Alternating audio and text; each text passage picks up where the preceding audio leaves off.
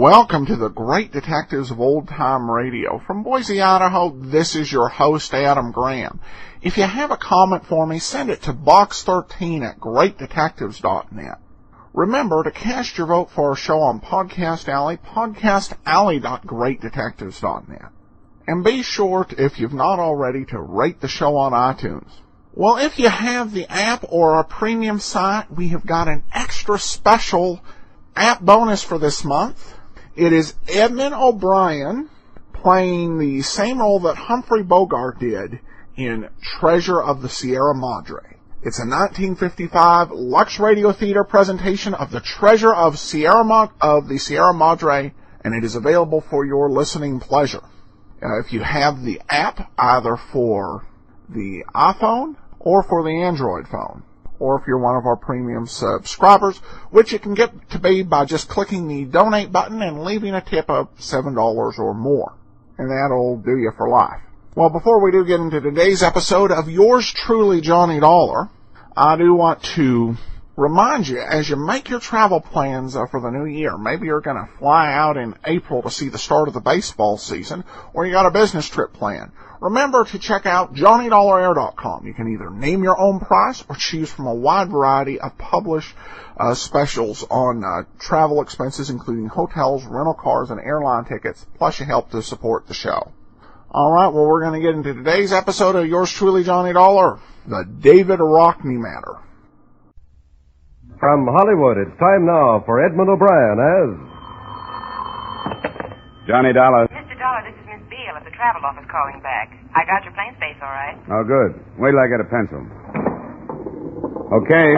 You leave Idlewild tomorrow morning at 9 on National Flight 405, and you reach New Orleans tomorrow evening at 5:01. 5:01. Got it. You'll have to stay in New Orleans overnight, and the earliest flight I could get out of there is Pan American number 701 the next morning at 8. 8 o'clock. That'll put you in Managua at 5:50 that evening, and there's a train from there to San Juan del Sur. Oh, that part of it should be fun. The fare one way, including tax, is $216.55. Why'd you buy a round trip? Well, just habit, I guess, superstition. I don't like to presume I'm going to get back from any of these trips I make. That would really be asking for trouble.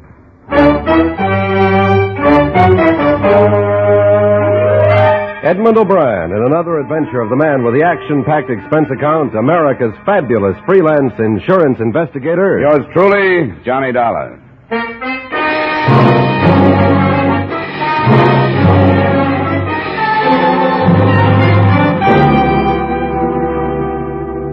Expense account submitted by Special Investigator Johnny Dollar to Britannia Life Insurance Company, Hartford, Connecticut. The following is an accounting of expenditures during my investigation of the David Rockey matter. Expense account item 1, $4.50, transportation from Hartford to New York City.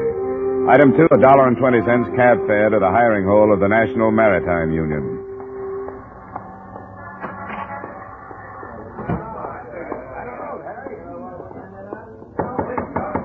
Tom? I talked with you on the phone, Mr. Richter. Dollar? Oh, yeah. Well, like I told you then, your man is in San Juan del Sur. Or if he left, we don't know about it. I hope he's there. I've got plane reservations. I called the Edwardson line. That's the outfit he was sailing for. I want to double-check on our records, and theirs are the same. He missed his sailing in San Juan del Sur. They signed on a local man as far as Panama. The ship was the Lyle Edwardson? That's it. Can you give me anything that would help identify him? Well, here's his signature and his last job assignment card. Oh. Can I keep this? I guess so, sure. Thanks. Let's see, here's his membership book number, 146544. All right. Would you happen to have any photographs in your file? No, but the Coast Guard office would, on his certificate of identification and certificate of service. They'll both be in a file on him over there. Good, that's what I need. I wouldn't know him if I did find him. I'll fix you up. Naturally, I'm curious, you flying all the way down to that port. What do you want with this David Rockey? Mind telling me? He just became a millionaire. What? Well, when Rocky was a kid, he was adopted by a Titus Morgan in Boston. Wealthy man. He just died, leaving everything to Rocky. How do you like that? $1.5 million, including $50,000 in insurance. That put me on the case. How would you like to get some news like that? I don't think I could take it. Well, thanks a lot, Mr. Rickard. That was nothing. When you find this guy, ask him if he can spare a few bucks for the seaman's home, will you?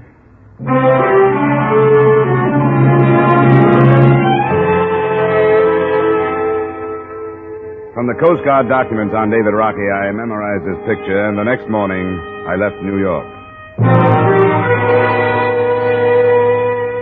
Expense account item 3, $297, fare and incidentals to Managua. Item 4, $35, a charter plane I finally arranged for the next day that put me in San Juan del Sur at 3 o'clock the next afternoon.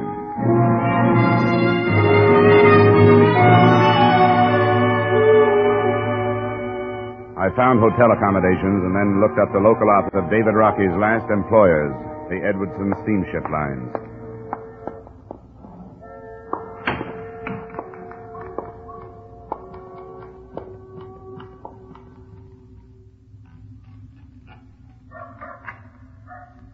That's it. Oh. Good afternoon. Hello. My name is Dahl. I just arrived from Hartford, Connecticut. Well. My name is Wall. Clayton Wall. How do you do? The Wall? Why on earth would anyone leave Hartford to come to a place like this? I'm an insurance investigator. I was sent down here to find a seaman who sailed on one of your ships, David Rockey. Remember him? Oh, yes. Certainly I remember him. Did you say insurance investigator? That's right. Why did you ask that? Oh, I just wondered. What do you want with him? He has some money coming from a policy and an estate. Oh. I think I'd go back to Hartford, Mr. Dollar. Why? David Rockey is not in a position to hear about money up in the States. Oh? He's in jail. He's being charged with murder. Oh, I see. When did this happen? Well, I'm afraid I don't have all the particulars. The papers, they aren't famous here for accurate reporting. But he missed his ship, you know. That was not quite 2 weeks ago. Yes, I've been told that. I believe the reason was a drinking bout. And as a result of it, this employee of ours, a Nicaraguan, was killed. Stabbed to death, I believe. Why didn't anybody know about this in New York? Your union or your company? Things move very slowly down here. Well, you must be in contact with your New York office. My communications are of a purely business nature, Mr. Dollar. I suppose that sounds rather inhumane. Yes, matter of fact, it does. This office handles many thousands of dollars each year for the company, and I have to protect its position. You mean that's why you didn't report this trouble of Rocky's? And if I had, it would have meant interference with the officials. And that wouldn't have been good for you. It would not. One who wants to continue in business here doesn't interfere with the Guardia Nacional. It is both military and police. And like in all countries, they have legal procedures. I take it you haven't seen Rockey since he was arrested. No, I haven't. Well, I hope you don't mind if I do. I'll be blunt with you. As long as the interference doesn't stem from this office, I think it's highly in order. I wish you luck, Mr. Dollar. And I'd like to have you tell me how you come out. I'm not as heartless as I sound. No, sure. Just a good businessman.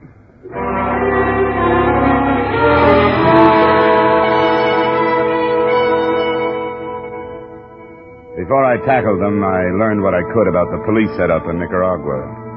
The Guardia had been organized originally by American Army and Marine officers. A lot of what I dug up would have been good news to criminals, a couple of thousand men enforcing laws in the country about the size of New York State. But at least it looked like I'd find somebody who could speak English. I did, but that was all there was in my favor. You cannot talk to him. He's a prisoner, and I will not have people talk to him. Why not, Sergeant? Why don't you want me to see him? It's for me to say. That is my order. You're an important man, I understand that, but there are some who are more important. What do you say? You're evidently used to dealing with people who are afraid of you. I don't have any reason to be afraid of you. Important? I do not understand. And fear? I'm here under the proper papers. They give me certain rights. David Rockey was under papers, too. He has rights. Does he have a lawyer? He does not want one. That's difficult to believe. You think I lie? I think you'd better let me go see him. No. He's a prisoner. Prisoner or not, he has a right to see me. I'll go to the American consul in Managua if I have to. You must know where he'll go, to your superior officers. You can't do this because of personal feelings, Sergeant. You stay 10 minutes, no more. Thanks. Maybe that'll be enough.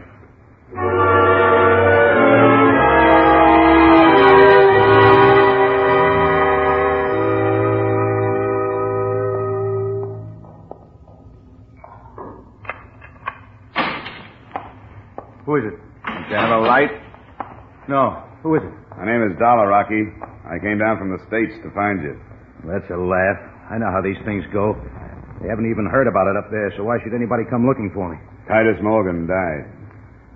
Well, I'm sorry to hear that. What does that have to do with it? He, left you a little money. Some insurance. The company wanted to find you so they could clear their books. This a fact? Yeah. What about this murder charge? If you've been outside, you know more about it than I do. This is where I woke up, and this is where I've been. I don't know what's going on. What do you mean, this is where you woke up? I got drunk. I don't remember getting here. You know about the murder charge? Oh, yeah, they told me about that. What happened? I don't know. I drank too much. It almost seems like I got a Mickey. Did you kill this guy? Are you on the level? Certainly I am. Here, hold my wallet while I get a match. That's my operating license. My cards are inside. Connecticut. It's close to home. Sorry I was so suspicious, but you could have been working for the police, coming in here to give me some false hope and make me blab. What about the killing? I don't remember. I don't know what happened. His name was Sagasa. He was foreman of the longshoreman crew that loaded us. I know that. Well, I didn't have to stand watch that night, so I went with him. I've done it before, I know. There were all these drinks at his place finally with his wife. I remember midnight, but not much after that. Except half remembering going to bed because I was so stiff. You went to bed there? I'm not even sure of that. I think so. I don't remember going anyplace else. And believe me, I've been trying to. What then? I don't know. Almost like a nightmare. I can remember the police being there. In the morning, I was here. And that Sergeant Ortega won't tell me what's going on or let me see anybody. I don't even know how he was killed. He'd been stabbed.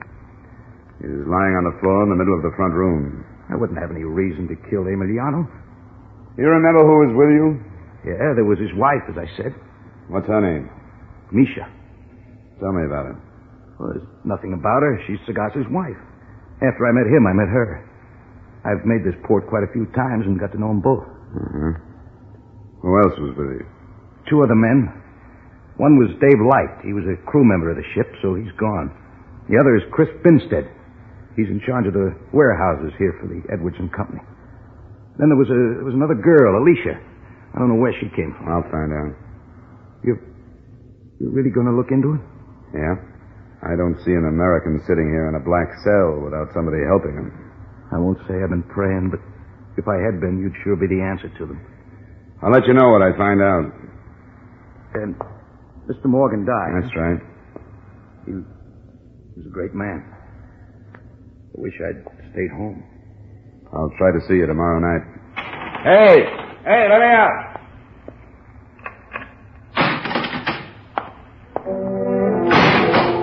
I couldn't see him. The cell was that dark.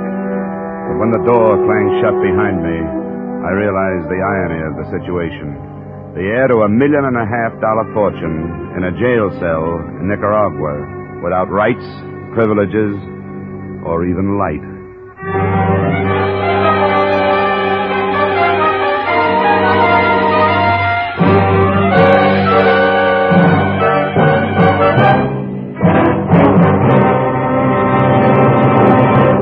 We will return you to the second act of yours truly, Johnny Dollar, in just a moment. Every Saturday night, Americans from coast to coast play Sing It Again. Do you? Well, if you don't know the fun and excitement you're missing. Prizes galore, plus a special jackpot prize if you can name the Phantom Voice.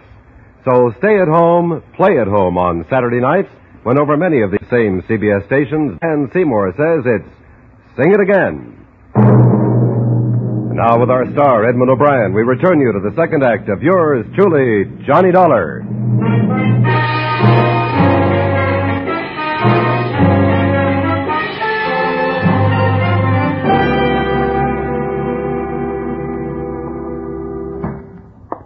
Now you saw the prisoner, don't trouble me no more. He told me he wouldn't have any reason to kill the man, Sergeant. That's what he said. And that he doesn't remember killing him. That's what he said, too, and why? He says he was drunk, yes. But he remembers other things, like the police being there. Seems to me he'd remember killing somebody. Why you think he tell the truth if he do remember? It just seems to me that he was telling the truth. You are too innocent, senor. Maybe. But I'd like to know what you've got on him. I do not understand. Well, what are you building your case on? Just the fact that he says he doesn't remember?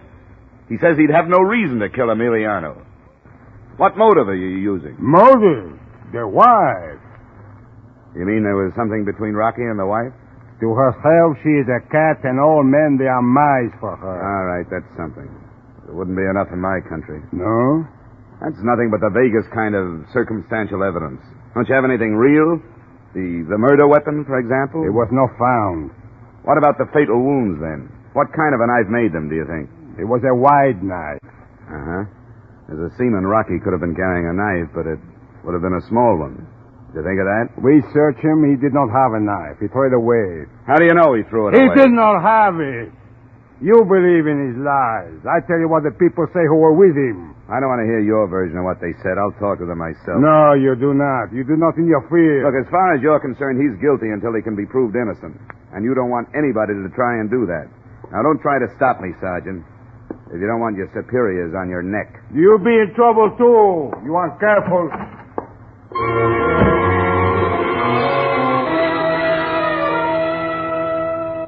My first move was to get a cable off to Hartford advising the company of the situation and suggesting that the Titus Morgan estate send a lawyer to San Juan del Sur as quickly as possible. By then, it was 5 p.m. Through Clayton Wall in the Edwardson office, I found the address of the Sagasa widow, one in a section of houses that the company had improved for their employees. Mrs. Sagasa was an attractive, unusually fair-skinned woman of maybe 23 or 4, who was outside enjoying the moist wind of evening when I arrived. She, too, spoke English. The company taught me. I work there. Oh, it seems to be a good company. Does a lot for its San Juan people. Sometimes I think it is good, but then sometimes I think it would be better never to know any Americans. But they bring me many presents from America. David Rockey and who else? The other sailor from the ship, the one named David. Light? Yes, that one too, and one called Robert. What did your husband say about all these presents? Didn't he mind? Only sometimes he was angry. He would say, "You are my wife, you don't take these things." And I say, "Yes, Emiliano, I'm your wife, and these things don't change that." And he would smile, and he was not angry anymore. Was he angry about David Rockey? Sometimes. You know he's in jail, don't you? Yes, no. Did you see him kill your husband? No. I understand you were here. Yes, I was here with Alicia. We came out here. It was hot inside. Oh. And the men were still inside, huh? Dave Light and Rocky and your husband? Yes. And there was one other, wasn't there? What was his name, Binstead? Yes, Chris Binstead. Did you hear anything from out here? Well, no, only talking. All of them talking? I think so. David Rocky thinks he remembers lying down while he was here. I think he stood up. He was up when you came out of your house? Yes, I think so. It was... Well, there was a lot of rum. Yes, I know. Had there been any trouble? Any arguments? No, I don't think so. Don't you remember? There was only trouble when Chris ran out. Then Emiliano stayed. What did Chris say? He said, "Dave, he cut Emiliano." Dave who? Only Dave. Could he have meant Dave Light? Well, I don't know. Was Dave Light still in the house? No, he was gone to bring the guardia. Look, it's very important that I learn all the truth about what happened. The Guardia have made up their minds that David Rocky killed your husband. If he did, he'll be punished. But if he didn't, that's got to be proved. I came here to tell him that, well, that he had a new life to live. New life? What does this mean, it's new life? David Rocky is a rich man in America now. Rich man? You know how much $1 million is? No. Well, it's more than you or your children or your grandchildren could ever spend here in San Juan. David Rocky has more than that now. He doesn't know. I came here to tell him about it. But when I found out about your husband, I didn't. Oh, no. He would surely curse God if you told him. You understand now why I have to learn the truth, don't you? Yes. All right. Then will you take me into your house and try to remember everything that happened before you and Alicia went outside?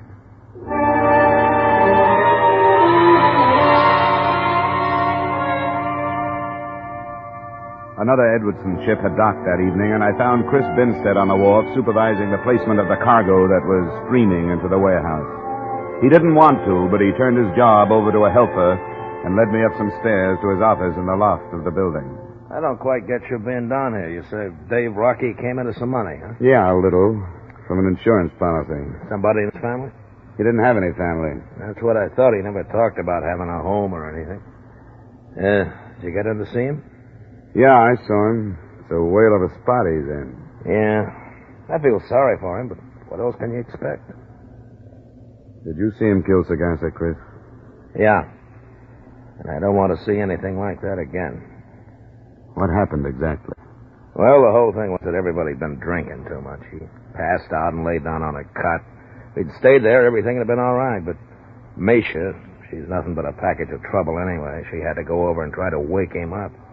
She said something that got her husband started. What do you mean, started? Yeah, riled up, something personal.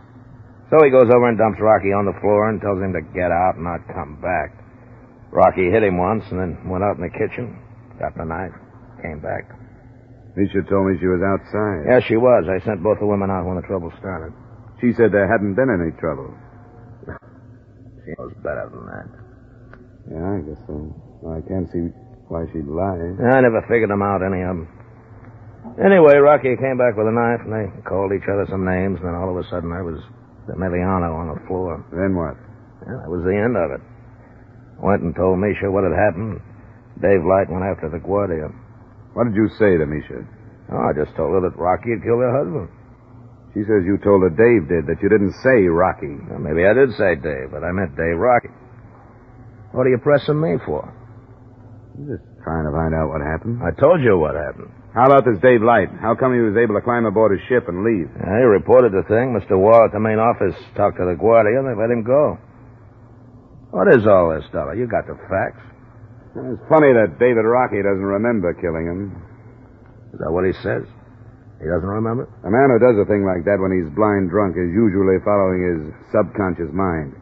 That would mean that when he's sober, he probably would have thought about killing Emiliano. So? That would mean that the motive might be the elimination of the husband. Now, I can't figure a seaman who's here in San Juan only a few days at a time even thinking of going to these lengths to get rid of Misha's husband. What are you driving at, Dollar? I'm thinking out loud, I guess. Why? That'd better be all. I guess you have to get back to work, huh? Yeah. Okay. Thanks a lot for seeing me.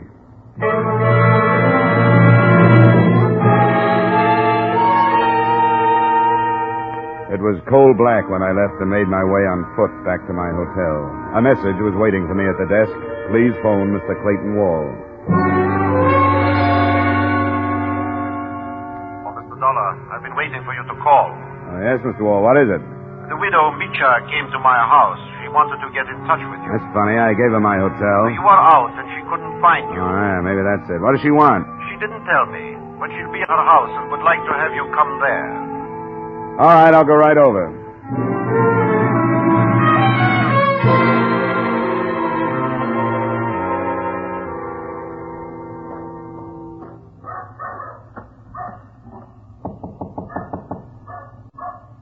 Mr. Dollar. Why you don't come before this? Well, I was busy asking questions. I saw Chris Vinstead. What did he say? Hard to tell the lies from the alcoholic confusion. I don't understand you. I don't understand it either, Misha. Well, why'd you want to see me? I found the knife. Oh? Where? Behind that chest? Yes. It's there. I didn't touch it. Why wasn't it found before? The Guardia, they didn't look. How did you happen to find it? I don't know. After you leave, I started to think, and something told me, look there. Now tell me the truth, Misha. I tell the truth. You want to help David Rockey? If I can help. All right. Then don't say anything about finding the knife. Not to anybody. I don't tell. You didn't tell Mr. Wall? He asked me, but I don't tell. All right, leave it that way. Don't say anything to anybody.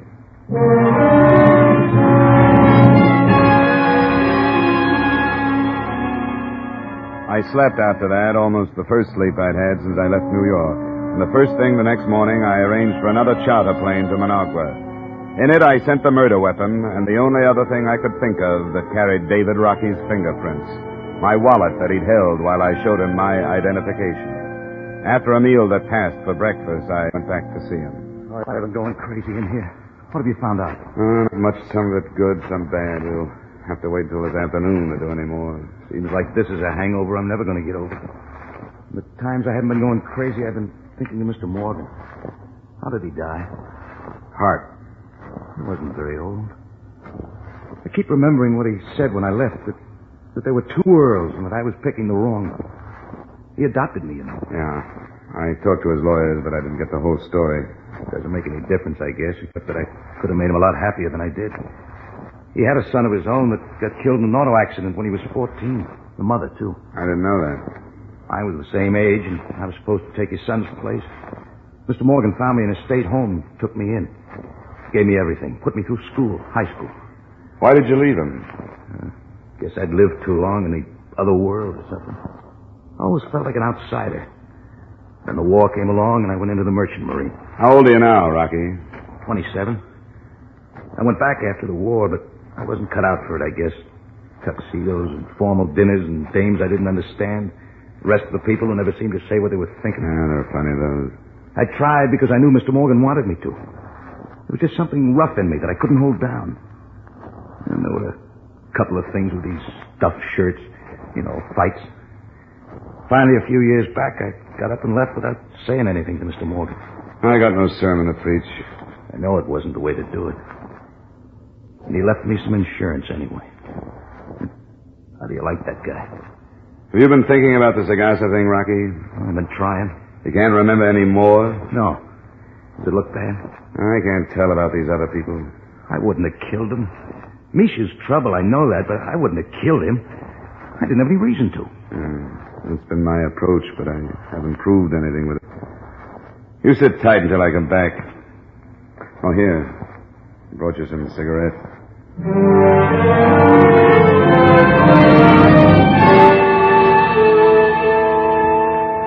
I got an answer that morning on my cable to Hartford.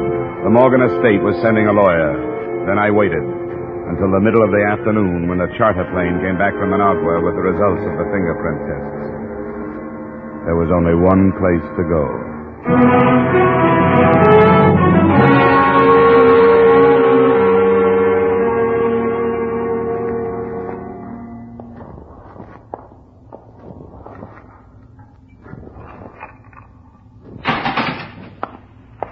Mr. Dollar? Why didn't you give me a straight story at the beginning, Rocky?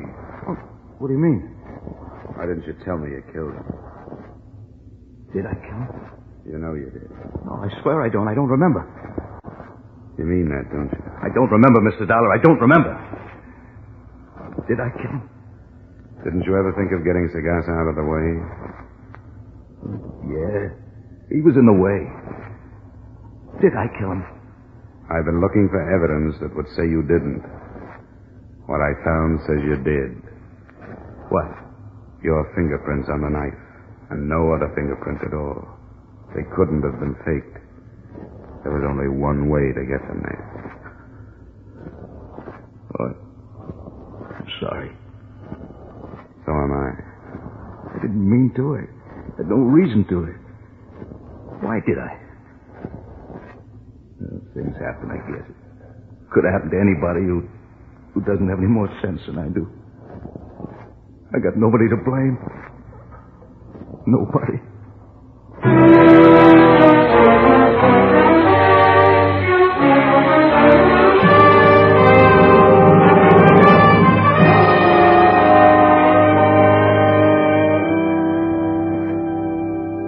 Expense account, item 5, same as items 3 and 4, transportation back to Hartford. Item 6, miscellaneous, $235. Expense account total, $840.75. Remarks?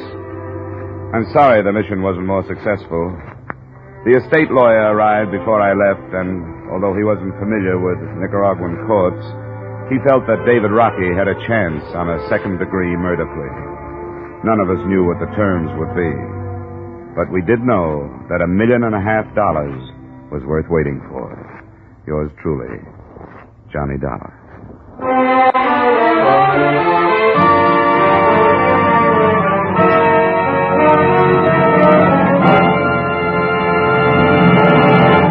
Yours truly, Johnny Dollar, stars Edmund O'Brien in the title role and is written by Gil Dowd with music by Wilbur Hatch. Edmund O'Brien's latest picture is a Paramount Pictures production, The Redhead and the Cowboy. Featured in tonight's cast were Lillian Baeff, Bill Conrad, Tyler McVeigh, Edgar Barrier, Jay Novello, and Jack Moyles. Yours truly, Johnny Dollar, is produced and directed by Jaime Del Valle. This is Dick Cutting, inviting you to join us next week at this time when Edmund O'Brien returns as... Yours truly, Johnny Dollar.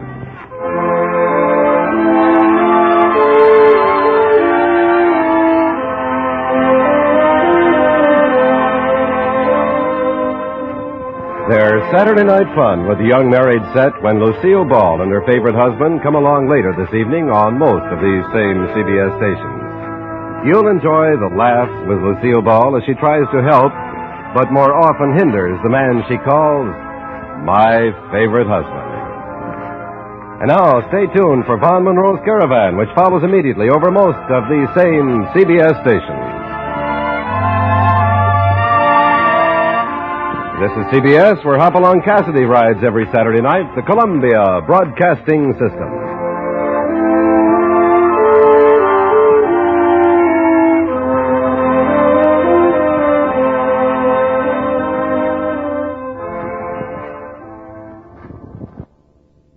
Welcome back. Well, for those of you who are Rocky Jordan fans, and for me, as someone who's listened to quite a few episodes by now of Rocky Jordan, this was sort of ironic to have Jack Moyles and Jay Novello in the show together in different roles than the ones they played on Rocky Jordan. Rocky Jordan had actually ended the Jack Moyles run only 4 months before. So this was a fascinating turn of events. You know, I know that Johnny Dollar was being somewhat mysterious and indicating that what a dangerous life he led as to why he did not purchase a round-trip airline ticket when he flew out on assignments. But a better explanation to me would seem to be the fact that if he bought a round-trip air ticket, he has no idea when he's going to need to come back from the assignment. Some of these things have been over within a day. Some have taken weeks to resolve. You just can't plan your trips like that and get a round-trip fare. This episode really featured a kind of almost expected, in some ways, incurious police force that you kind of expect when you write about police in a Central American country. The ironic thing, of course, is that at the end of the day, nobody was being framed. Nobody was lying. The person that they had caught turned out to be the right guy. So a somewhat downbeat, but not unexpected outcome here. Well, we turn now to listener comments and feedback. She says, Karen writes, awesome podcast, and then comments how this show is better than one of the competing shows because we don't have the annoying advertisements. She writes, I've loved old-time radio since my 1960s youth in the San Francisco Bay Area when I listened to rebroadcast of The Black Museum and The Adventures of Harry Lime. Thanks for making these shows available and adding your commentary. Well, thanks a lot, Karen.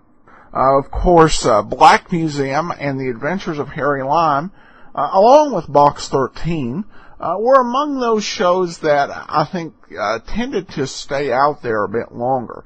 The syndicated shows, very well preserved, and they were intended to be resold continually to radio stations throughout the country. So glad you were able to catch those. The syndicated shows, along with the Armed Forces Radio Service, probably did more to keep radio alive than anybody up until the 70s when the old-time radio movement really took off. And then a simple comment from Matthew. Love the show. Keep up the great work. Well, thanks so much, Matthew. And he sent that from the Android app. Much appreciated. And if you have the app today, remember we have an extra special bonus episode with Edmund O'Brien starring in The Treasure of the Sierra Madre.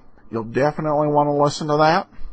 In the meantime, if you have a comment, send it to me, box13@greatdetectives.net. Remember, you can follow us over on Twitter at Radio Detectives.